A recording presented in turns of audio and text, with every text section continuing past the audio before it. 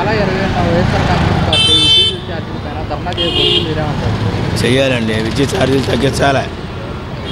వాళ్ళు ముందేమన్నారు విద్యుత్ ఛార్జీలు తగ్గిస్తాము, నిత్యావసర వస్తువుల రేట్లు కూడా తగ్గిస్తాము అది అన్నారు. వాళ్ళు వచ్చిన తర్వాత అన్ని రేట్లు పెరిగిపోయినాయి. నూనె, ఉప్పు, పప్పు, కారం, మిరగాయలు, చింతపండు అన్నీ పెరిగిపోయినాయి. నిత్యావసర కూరగాయల రేట్లు కూడా పెరిగిపోయినాయి.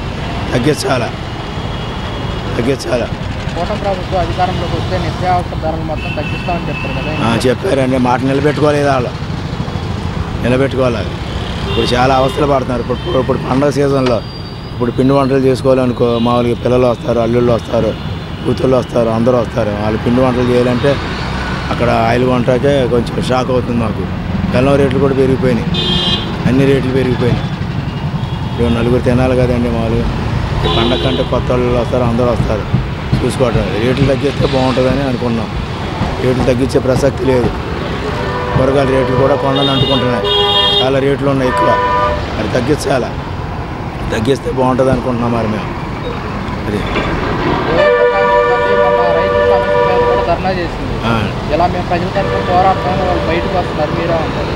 చెయ్యాలండి. చేస్తేనే దిగుతుంది.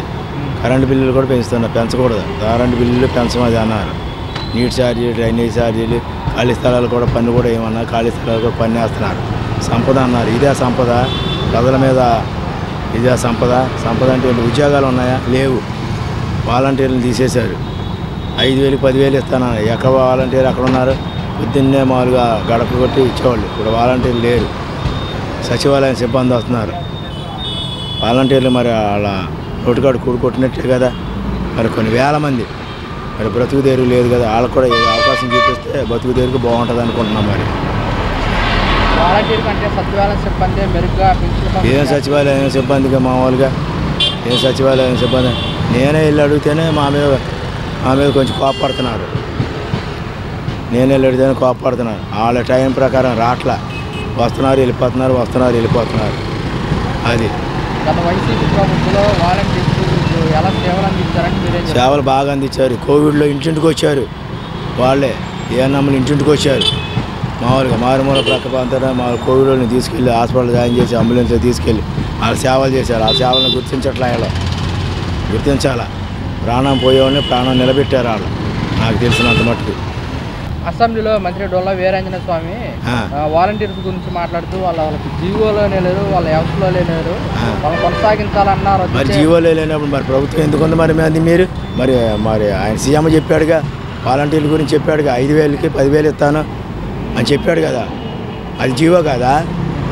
ఆ సీఎం చెప్పాడు. అది జీవో కాదు. నువ్వు చెప్పింది జీవో. అంటే మినిస్టర్ అయ్యావని నువ్వు చెప్తున్నావా? మరి జీవో ఉండబట్టేగా. అంటే నీకు ఒక న్యాయం, మినిస్టర్కి ఒక న్యాయం, సీఎంకి ఒక న్యాయమా? చెప్పాడు కదా.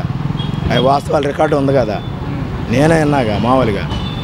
మరి తీసుకుంటాను అన్నారు. మరి తీసుకోలేదుగా. తీసుకోవాలి కదా. వాళ్ళకి ఏదో వృత్తి కల్పించాలి కదా.